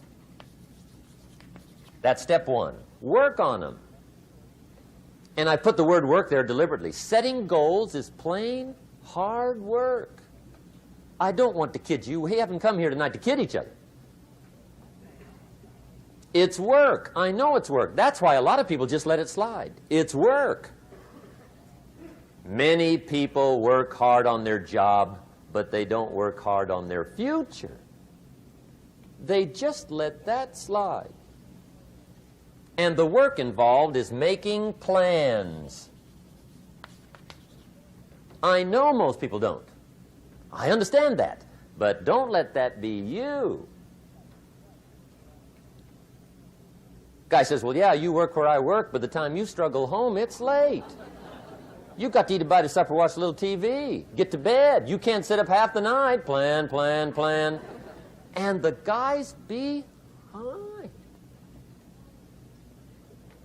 Good worker, hard worker, sincere. But you got to be better than sincere, working hard. You got to be better than a good worker. You got to be a good planner. Somebody once wisely said, the people who fail to plan are planning to fail. Well said. So work on your goals. Here's step 2. Write your goals down. That's so important. I teach my staff around the world, put your goals in your journal. Because one of the major people you want to study is yourself. Say, here's the list of goals I put together 3 weeks ago. Here's the list of goals I put together 2 years ago. Here's some of the changes I made, rearrangement of my priorities. I scratched these off. I put these on. I've gotten these. Study your accomplishments. Study what your desires are. Put them on paper. Write them down. Here's another reason for writing your goals down. It shows you're serious about doing better. And to do better, you got to get serious. You don't have to be grim, but you must be serious. Everybody hopes things will get better. Everybody hopes. Poor people hope. That ought to tell you something. It means the future does not get better by hope. It gets better by plan. I used to have the affliction called passive hope. It's an affliction. It's bad. Probably what's even worse than that is happy hope. Now that is really bad. That's bad. Happy hope. The guy's 50 and he's broke and he's still smiling. See, that's not good. So get serious about your goals. Put them on paper. Write them down. There's all kinds. His goals, her goals, their goals. Business goals, financial independence goals, family goals. I mean, there's so many things to work on this that if you don't get busy and work on it, sure enough, the time will pass. And sure enough, 5 years from now, you'll wind up where you don't want to be, wearing what you don't want to wear, driving what you don't want to drive, being what you don't want to be. Now's the time to fix it. Now, here's the third step to your goals. Check the size of your goals and the kinds of goals. How big they are, what kind they are, affects you. And here's one of the important phrases of the evening. Your goals are affecting you, whatever they are. Your goals affect your handshake. Your goals affect your attitude, personality. Your goals affect the way you walk, the way you talk, the way you dress. All day long, we're being affected by our goals. Now, some people have goals, but they have such lousy goals. The effect is bad. I asked a guy one time, what are your goals for this month? The guy said, look, if I could just scrape up enough money to pay these lousy bills. That was his goal. I'm not saying it isn't a goal. It's a goal, but it's such a lousy goal, the effect is bad. You don't jump out of bed on Monday morning and say, oh boy, another chance to go out and scrape up the money to pay my lousy bills. See, you don't do that. Usually you say, oh, not another Monday.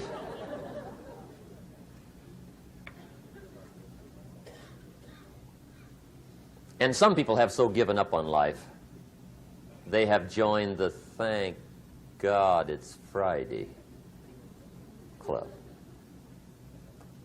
How sad. Surely those are the same people, when life is over for them, will say, thank God it's over. Let me give you a Bible philosophy that teaches how to get whatever you want. That's the title of the next set of notes. How to get whatever you want. From the Bible. Now again, I'm an amateur when it comes to the Bible. I'm not a pro. But this I can quote, and I think that'll be sufficient. How to get whatever you want. Here's what it says if you're ready. It says, ask.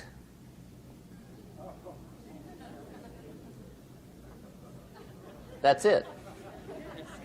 End of notes. Ask.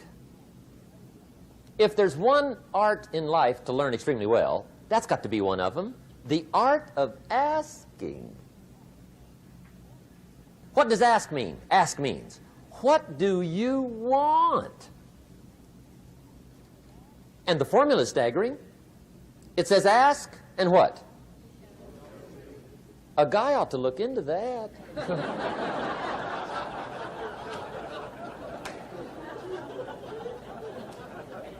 He says, yeah, but you work where I work. By the time you struggle home, it's late.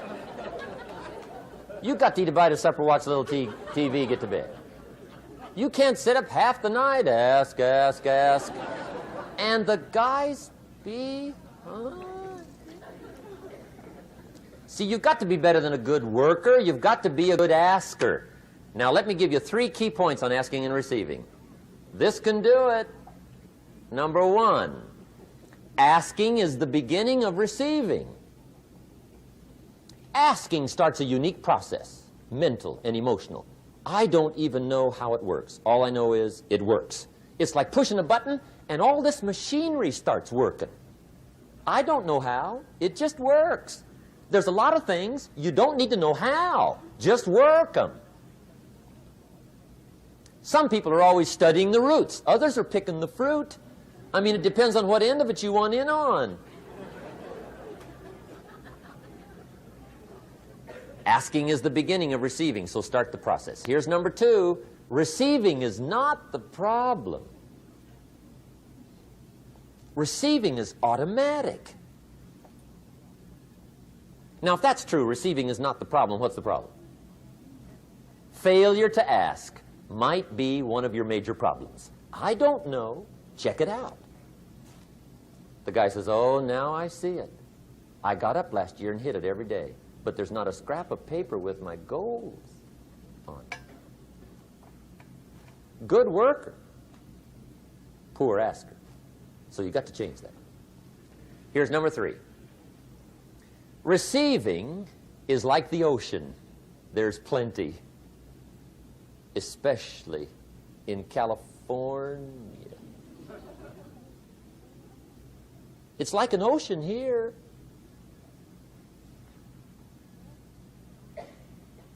Success is not in short supply. It isn't rationed, and you stepped up to the window and it was all gone. No, no, no. It's like an ocean here. Now, if that's true, what's the problem? Well, some people go to the ocean with a teaspoon. Have you got the picture? See, what you want to do in view of the size of the ocean is trade your teaspoon for at least a bucket, and you'll look better down at the ocean. Kids won't make fun of you, right? Okay. Now, there's 2 ways to ask, and we'll wrap up goal setting. 2 ways. Here's number 1. Ask with intelligence. It didn't say ask intelligently, but I'm sure it meant that. Don't mumble. You don't get anything by mumbling. Be clear. Be specific.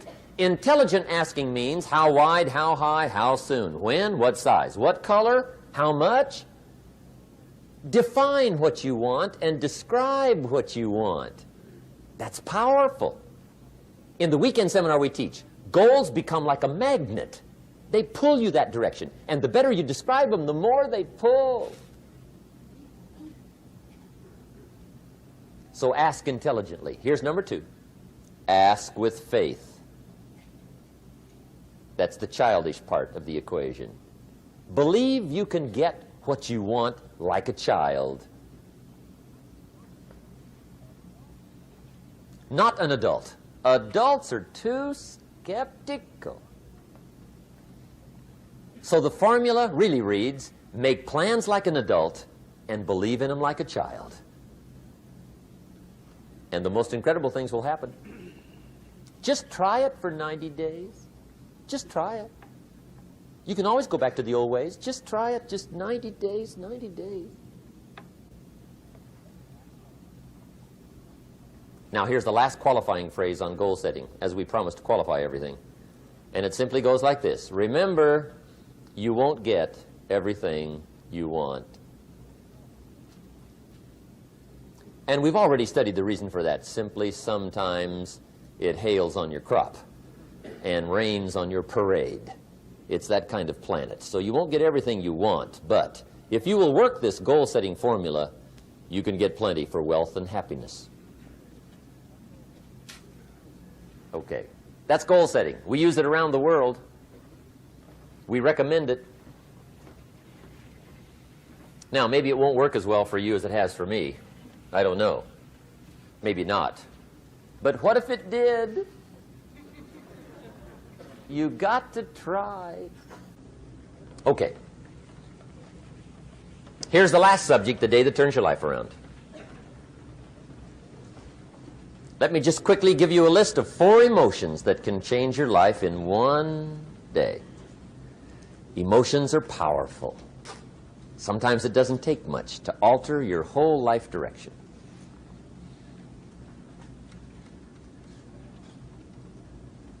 Okay, here they are. Number 1, disgust. Powerful emotion. Disgust says, I have had it. See, that could be the day. The day you can say, I've had it.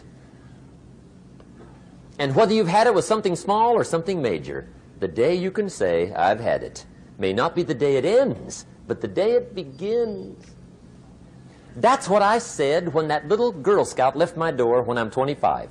I give her the big lie, she leaves, I say, I don't want to live like this anymore.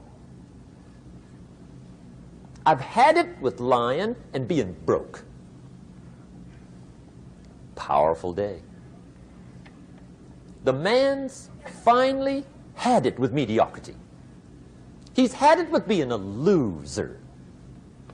He's finally had it with those awful sick feelings inside, knowing his wife is at the grocery store looking at 2 cans of beans, one marked 37 cents, one marked 39 cents. And the guy sick inside knows his wife's going to buy the 37-cent can, and she doesn't even like the brand.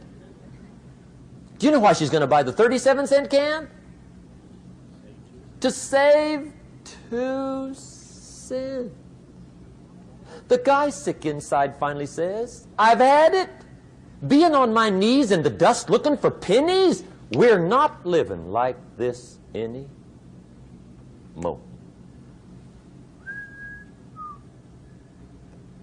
Could be the day that turns your life around. The day you can say, I've had it.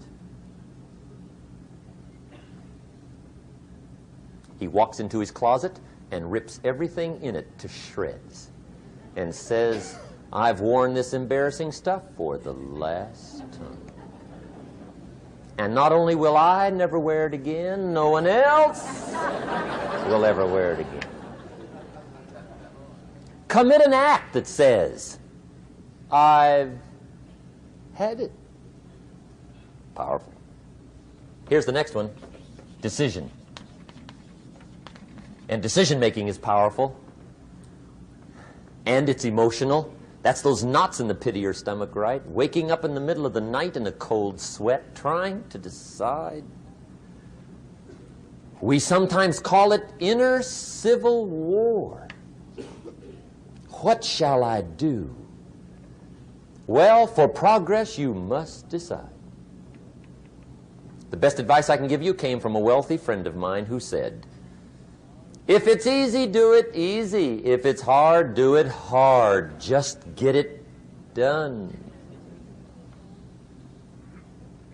If you went home tonight and in the next few days cleaned up a whole list of decisions, that might furnish enough inspiration for the next 10 years. I found this out many times after you've decided. Getting on with it is easier than deciding. Sometimes decision is the toughest part. Here's the next emotion, desire, wanting to bad enough. And I don't know how to tell you to want to. That's something you've got to come up with. There's 2 things I know about desire. Number 1, it comes from inside, not outside. You don't send off for it. Number 2, I know desire can be triggered by something. Who knows what it might be? Sometimes desire waits and sleeps for something to happen. Maybe it's a book, maybe it's a song, maybe it's a sermon, maybe it's a lecture, a seminar, maybe it's the conversation of a friend, a happening, an event. Who knows? The best advice I can give you is what I give my staff. It goes like this: welcome every human experience. You never know which one is going to turn it all on. Even the bad experiences. Sometimes from the bitterest experience comes the greatest awakening. So let down the barriers, take down the walls. The same wall that keeps out disappointment keeps out happiness. Let life touch you. Don't let it kill you, but let it touch you. Here's the last one. This one's powerful. Resolve. Resolve says, I will. Two of the most powerful words in the language. I will. Benjamin Disraeli once said, nothing can resist a human will that will stake even its existence on the extent of its purpose. Shortly put, I'll do it or die. See, that's powerful. That could be the day that turns your life around.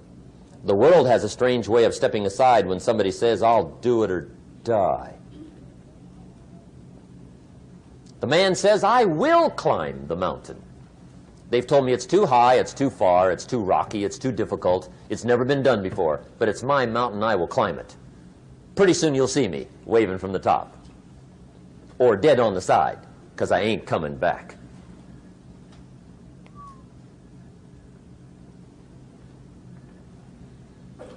The best definition I ever got from the word resolve came from a little junior high girl in Foster City, California, up north. I'm talking to the junior high kids one day. I love to ask kids definitions. They come up with beauties. I got to the word resolve and I asked, who can tell me what resolve means?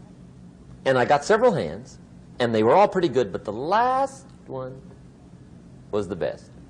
Little girl, about 3 rows back, held up her hand. She said, Mr. Rohn, Mr. Rohn, I think I know what resolve means. I said, darling, what do you think it means? She said, I think it means promising yourself you will never give up. I said, that's it. Webster, stand aside.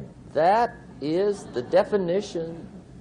Promise yourself you will never give up. I asked the kids, how long should a baby try to learn how to walk? How long? How long would you give your average baby before you shut him off? How long? See, any mother in the world would say, you're crazy. My baby's going to keep trying until it learns how to walk. What a magic formula. Now let me show you what triggers all emotions into activity that brings results. And results is the name of the game. Here it is. Action. Finally, you must do something about how you feel. Jesus, the master teacher, said, don't just be listeners, be doers. The world admires the doers. Whatever it takes to get you to try harder, read more, set your goals, and go for it. Here's the next attitude disease. Over-caution. Some people never will have much. They're too cautious. Now, you can also be too reckless, but you can also be too cautious. This is called the timid approach to life.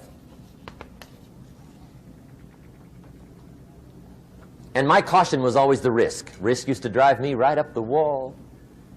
I used to say, what if this happens? It's called the language of the poor. What if this happens? And on top of that, if this was to happen, look at the fix I'd be in. I better not try. I could always ace myself out. Then I'll tell you what changed my whole life when I finally discovered it's all risky. The minute you were born, it got risky. If you think trying is risky, wait till they hand you the bill for not trying. If you think investing is risky, wait till you get the tab for not investing. See, it's all risky. Getting married is risky. Having children is risky. Going into business is risky. Investing your money is risky. It's all risky. I'll tell you how risky life is. You're not going to get out alive. That's risky.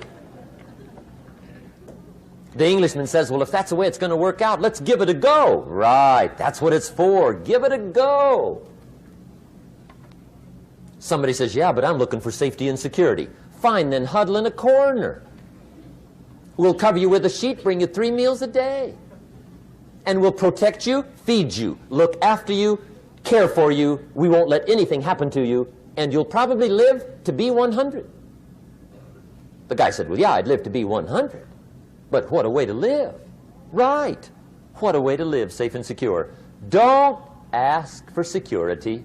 Ask for adventure. Better to live 30 years full of adventure than 100 years safe in the corner. And see, it's not important how long you live. What's important is how you live. Here's the next attitude disease. We're almost through with this motley list. In fact, we're almost through. Hang on. The next one is pessimism. Pessimism, the deadly disease of always looking on the bad side, the problem side, the difficult side, checking all the reasons why it can't be done. The poor pessimist leads an ugly life. He doesn't try to figure out what's right. He tries to figure out what's wrong. He doesn't look for virtue. He looks for faults. And when he finds them, he's delighted. How ugly. This is the poor guy looks through the window, doesn't see the sunset. He sees the specks on the window.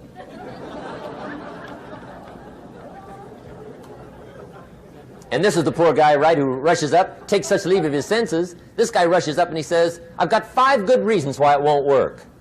He's so dumb he doesn't know. All he needs 1. He's got 5.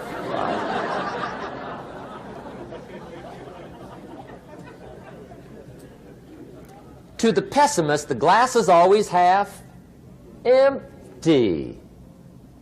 To the optimist, the glass is half full. Why would the same measure affect people 2 different ways? Answer, it all depends on how you look at it. Our lives are mostly affected by the way we think things are, not the way they are. The way we think they are affects us most. There's a subject we don't have time to get into tonight called better thinking habits. One of the major things Shoaff taught me when I met him, he said, poor thinking habits keeps most people poor. Not poor working habits. Most people work hard, but they don't think hard. And Shoaff taught me that the mind is like a factory, a mental factory. And whatever you think about all day long pours ingredients into this mental factory. And that's what builds the economic, social, financial fabric of your life. He quoted me a Bible phrase that says, as you think, so you become. How awesome. When he talked about poor thinking habits, he had me. I used to start the day reading the morning newspaper. I mean, you can believe that or not. I'd get a cup of coffee and read the paper. I'd load up on wars and riots and murders and stabbings and killings and bank robberies and muggings and car wrecks and tragedies. I'd even read the back pages. I seem to like that stuff for some weird reason. I'd load up on all that, and then I'd start the day. You can imagine the kind of days I used to have. You walk around on your financial knees. They call you economic peewee.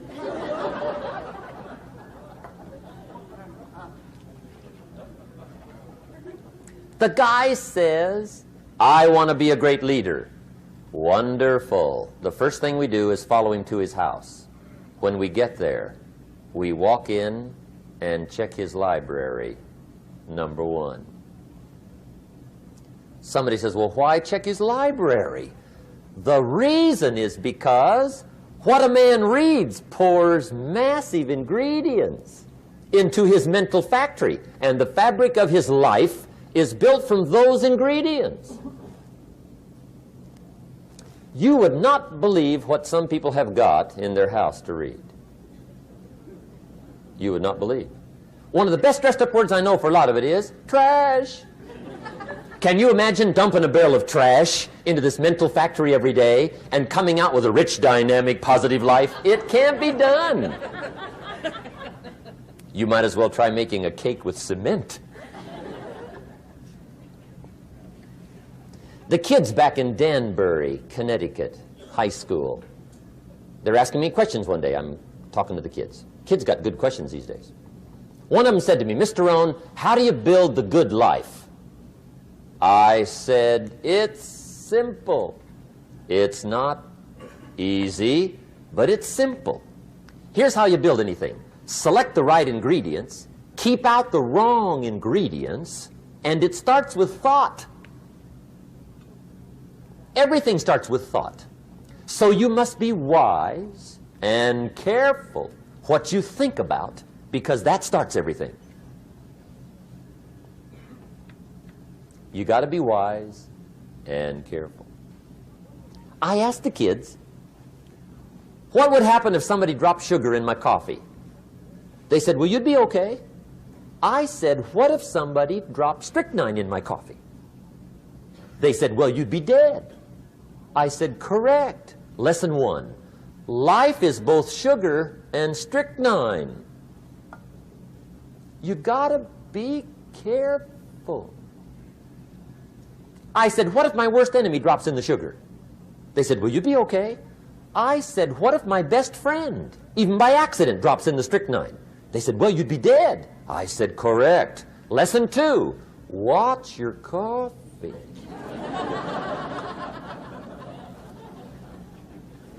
You got to be careful. See, it doesn't matter who hands you the bad stuff.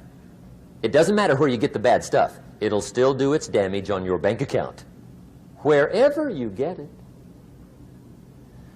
Mr. Shoaff gave me one of the greatest phrases when I first met him, when he said, Jim, every day stand guard at the door of your mind. How important. Stand guard at the door of your mind. And you decide what goes into your mental factory. Don't let anybody just dump anything they want to in your mental factory, because you've got to live with the results. Okay, here's the last disease, and we're through with this list. In fact, we're almost through. Hang on. The last subject is very brief. The last disease, but this one is deadly. Engage in this one, indulge in it even slightly, and you might as well forget the future, because it's going to forget you. Complaining, crying, whining, griping, a Bible word called murmuring. See, that'll ace your future. Spend 5 minutes complaining, and you have wasted 5. And you may have begun what's known as economic cancer of the bone. Surely they will soon haul you off into a financial desert and there let you choke on the dust of your own regret. I hope I said that well, so you won't forget. It's a deadly disease.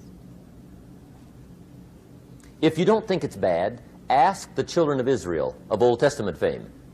Typical of us all, their story just happened to get in the book.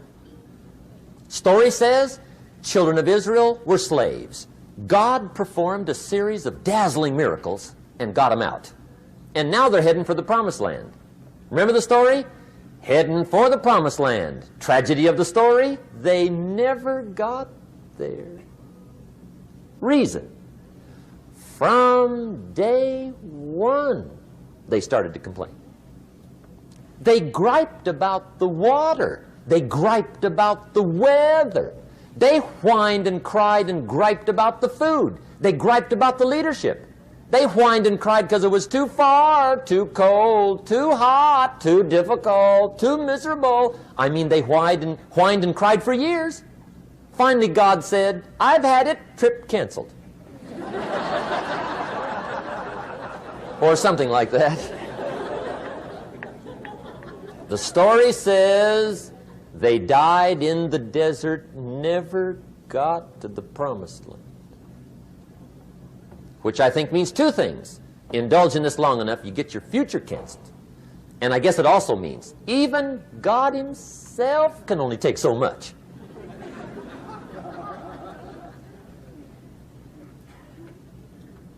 Okay. Just be on the lookout of the things that can destroy all the good you start. The war is on. And this evening, tomorrow, mentally, personally, socially, economically, you got to make sure you're winning the war. And this is part of it.